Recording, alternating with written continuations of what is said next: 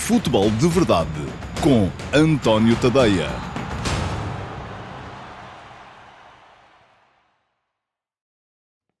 Olá a todos e sejam muito bem-vindos ao Futebol de Verdade Flash para o Atalanta 2, Sporting 1. 2 golos sofridos em lances onde se viu alguma falta de agressividade defensiva, já depois de uma jogada à futsal entre Pedro Gonçalves e Gyökeres lhe ter permitido colocar-se na frente da eliminatória e 3 ou 4 oportunidades perdidas na reta final do jogo levaram o Sporting a cair da Liga Europa ante uma Atalanta a qual em 4 jogos esta época nunca conseguiu ganhar. A equipa muito física de Gianpiero Gasperini tornou-se a besta negra do Sporting esta temporada e acabou por merecer a passagem aos quartos de final, mas mais pelo que fez na primeira mão em Alvalade, porque hoje a melhor equipa em campo foi a portuguesa.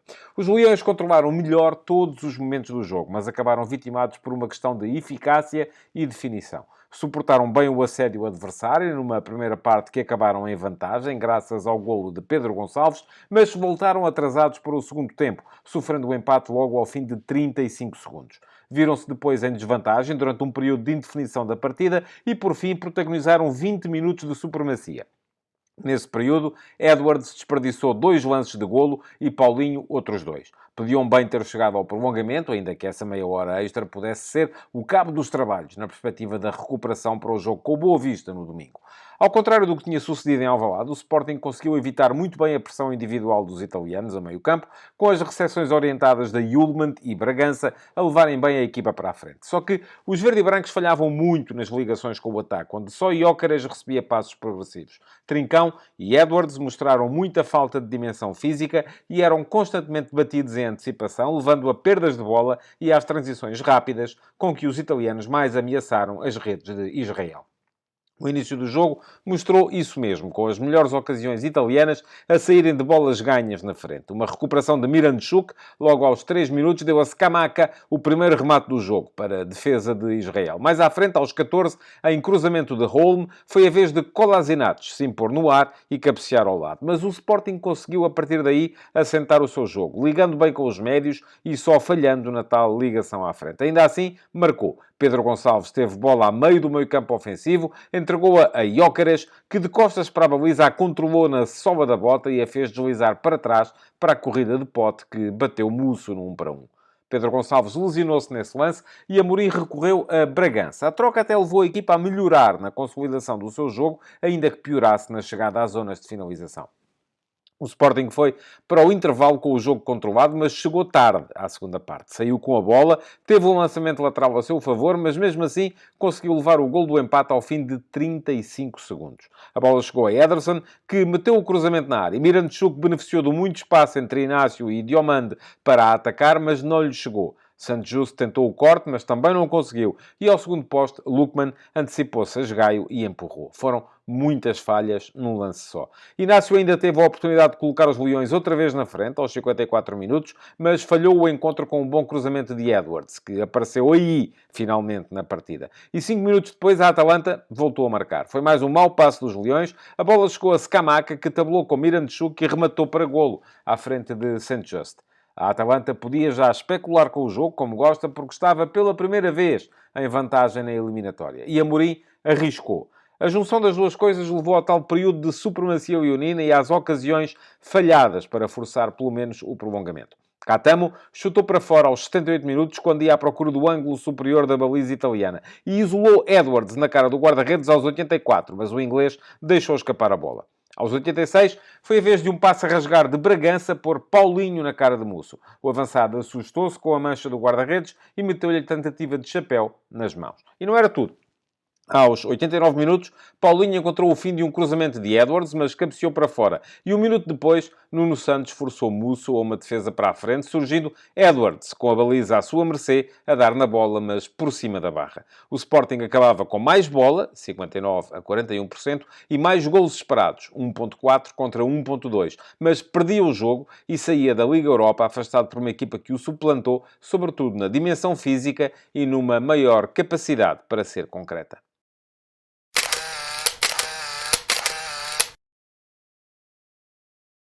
Passemos então à fotografia tática deste Atalanta Sporting. Duas equipas que utilizam esquemas muito semelhantes, embora maneiras de os interpretar bem diversas. Ambas jogaram num 3-4-3, com marcações homem a homem por parte da Atalanta, numa marcação mais zonal a equipa do Sporting, e no plano ofensivo, com um dos jogadores dos três da frente a baixarem para fazer um terceiro médio na equipa da Atalanta, enquanto o Sporting não tinha geralmente Edwards e Trincão na busca das entrelinhas, com Gyökeres mais destacado na frente. Ora, muito bem.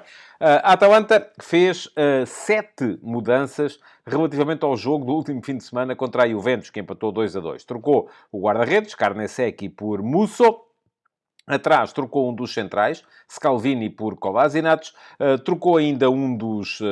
aliás, trocou os dois alas, Zappa Costa por Olmo e Ruggeri por Bakker. No meio-campo não jogou Pasalic para entrar de Ron e, mais à frente, Koopmeiners e de Ketelaere cederam as posições a Miranchuk e a Lookman. Em relação à equipa que tinha jogado na primeira mão, na última quarta-feira, em Alvalade, apenas uma alteração, a do ala esquerdo Ruggeri por Bakker. Assim sendo, a Atalanta no seu habitual 3-4-3, com Musso na baliza, depois tripla de centrais, Jim City sobre a direita, Kolasinac sobre a esquerda, Ian era o central do meio.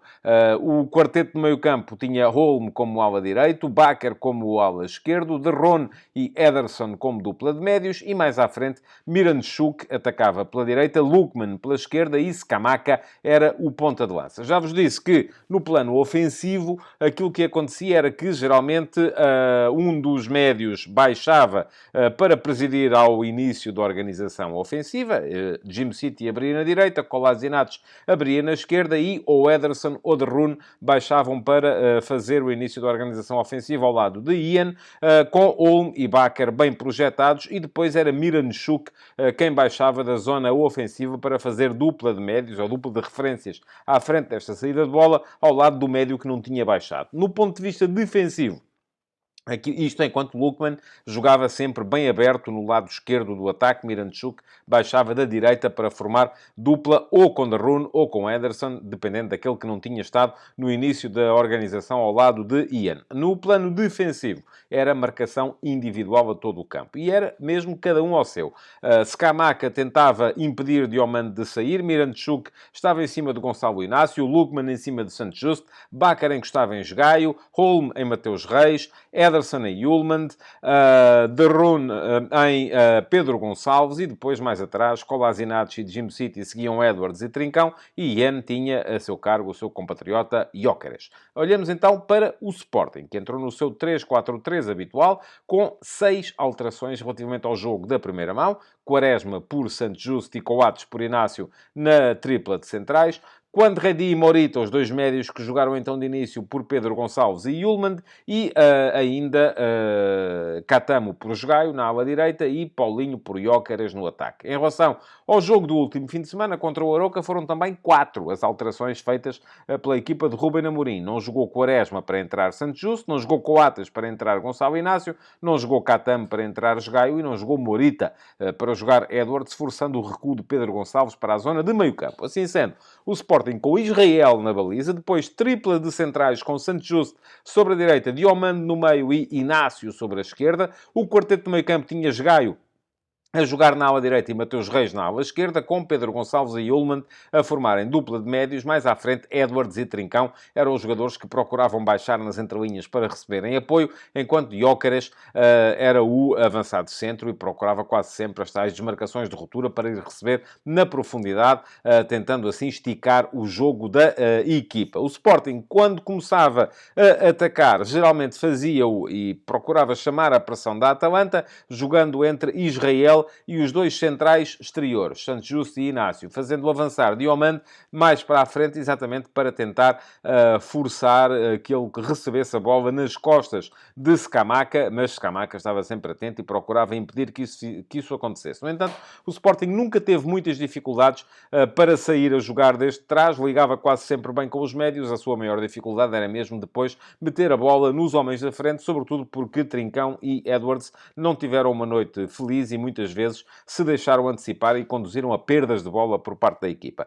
O Sporting teve que trocar Pedro Gonçalves por Bragança, logo ao minuto 36, por lesão do centrocampista na jogada em que fez o golo. O Bragança foi jogar para a mesma posição em que estava Pedro Gonçalves e fez-o bem. A equipa continuou a consolidar bem o seu jogo, não teve tanta chegada à frente, mas Bragança é um tipo de jogador diferente. Ao intervalo, foi a vez de Gasperini trocar Bakker, o ala esquerdo, por Zappacosta, que foi jogar exatamente para a mesma posição. E depois, ao minuto 61, já a perder na eliminatória, o Sporting arriscou. Trocou os dois alas defensivos, Gaio e Mateus Reis, por dois alas ofensivos, Catamo e Nuno Santos. Catamo veio a ter interferência naquilo que foi o jogo daí para a frente, Nuno Santos menos em jogo. 2 minutos depois, foi Gasperini quem fez mais duas trocas, trocou Ederson por Koopmeiners e Scamacca por De Ketelaere, sem grandes alterações no plano tático, porque Koopmeiners foi jogar para o meio-campo, ao lado de Ederson, enquanto De Ketelaere foi jogar também para a frente, onde estava Scamacca, embora fazendo a posição de forma diferente. Minuto 74, últimas duas alterações por parte do Sporting. Santos Just devia ter previsto que fazia apenas 74, 75 minutos, cedeu a posição a Quaresma na tripla de trás e Trincão saiu para a entrada de Paulinho, que foi-se revezando com Gyökeres como jogador que dava mais profundidade ao ataque da equipa. Até final, ainda mais duas trocas na Atalanta, Miranchuk por Pasalic ao minuto 77, o que permitiu que Koopmeiners avançasse para a tripla da frente, porque Pasalic foi jogar a meio campo, e ao minuto 85, Lookman por Touré, que foi jogar também para a esquerda do ataque.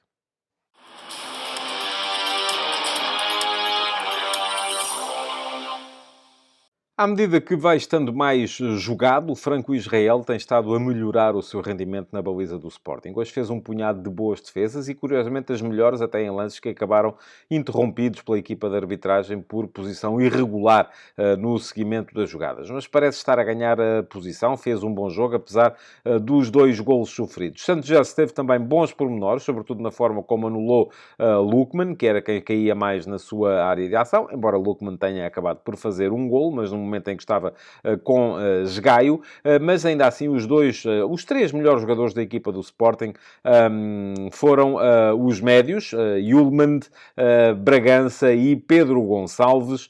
Pedro Gonçalves pelo golo que marcou, pela capacidade de chegar à frente. Bragança substituiu com vantagem no momento de ligação do futebol da equipa e Hjulmand foi, do meu ponto de vista, muito importante também na forma como conseguiu quase sempre receber, rodar, receber orientado, levar a equipa para a frente quando recebia sob pressão. Muito bem também Gyökeres na forma como, parece cansado, mas na forma como atacava sempre cada bola na pressão e era capaz de ir buscá-la na profundidade. Os heróis do jogo estiveram, no entanto, do outro lado, sobretudo os três homens de trás, Jim City, Ian e Kolasinac.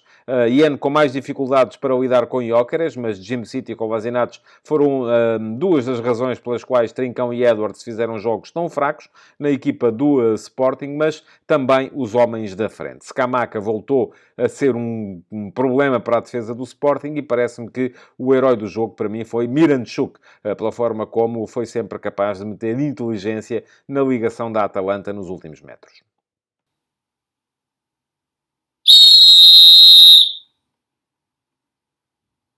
Não há muito para dizer da arbitragem do suíço Sandro Scherrer. Ela foi, regra geral, boa. Decidiu bem ao minuto 25, no momento em que chegaram a pedir os italianos grande penalidade de Edwards sobre Holm. Edwards toca a bola, pôs-se a jeito. Podia ali, se tivesse chegado um instante mais atrasado, ter derrubado o adversário, mas não foi isso que aconteceu. Portanto, foi boa a decisão da equipa de arbitragem suíça, que também, na regra geral, terá deixado por marcar duas faltas perigosas à entrada da área, uma para cada equipa, mas sempre na tentativa de deixar o jogo prosseguir, porque foi isso que levou como fito para esta partida, não apitar a todas as faltas e faltinhas que os jogadores tentavam inventar. De resto, pareceu-me apenas que precisa de trabalhar os momentos da lei da vantagem. Muitas vezes interrompia a jogada já depois da equipa que estava a defender ter recuperado a bola para assinalar posições de fora de jogo, por exemplo, que podiam perfeitamente ter passado em claro, porque, lá está, a jogada já estava a correr para o outro lado e acabou assim por beneficiar o infrator, e isto aconteceu tanto para um lado como para o outro. No entanto, regra geral foi boa a arbitragem de Sandro Scherrer. Futebol de Verdade